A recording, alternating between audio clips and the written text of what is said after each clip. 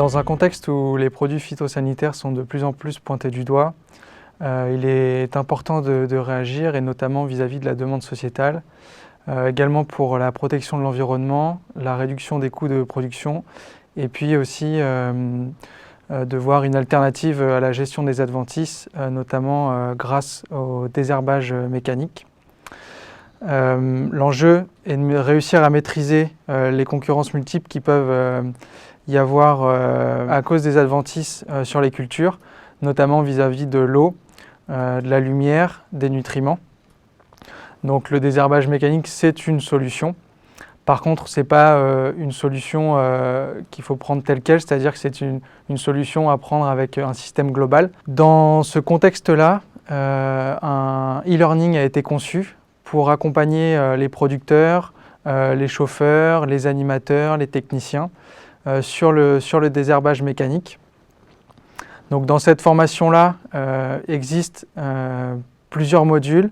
Donc ces modules-là, il y a plusieurs vidéos, des témoignages terrain, des supports graphiques, des auto-évaluations des acquis. Ce e-learning est accompagné, si nécessaire, de 6 heures de terrain avec des experts en fonction du profil. Donc, il y a de nombreux supports qui sont utiles à disposition, qui peuvent être gardés par les producteurs. Et puis il y a un forum en ligne avec des réponses sous 48 heures.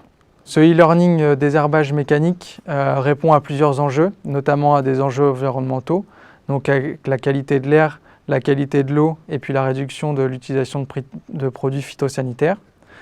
Des enjeux économiques avec la réduction des coûts de produits phytosanitaires puisqu'on en consomme moins.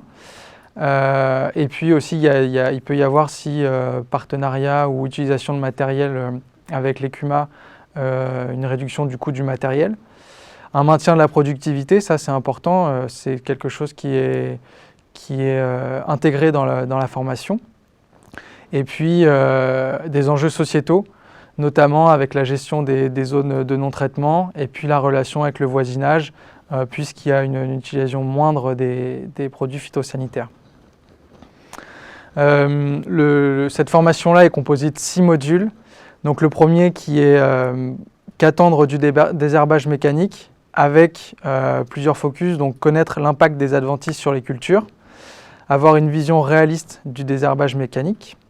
Un deuxième module qui est concentré sur les fondamentaux pour la gestion des adventices, pour comprendre l'impact des rotations sur la gestion des adventices, savoir comment lier techniques culturales simplifiées et désherbage mécanique, et comment savoir reconnaître les principales adventices. Un module sur se préparer au désherbage mécanique avec un focus sur la préparation du sol, sur le semis. Un focus sur les différents outils de désherbage mécanique, donc avec la présentation de ces outils-là, la gestion, le coût, l'utilisation. Un module sur la mise en place d'une stratégie de désherbage adaptée. Et puis un module sur la stratégie d'investissement dans le matériel. Donc cette formation en e-learning est à destination principalement des agriculteurs, mais comme je l'ai dit aussi des chauffeurs, des techniciens, des accompagnateurs.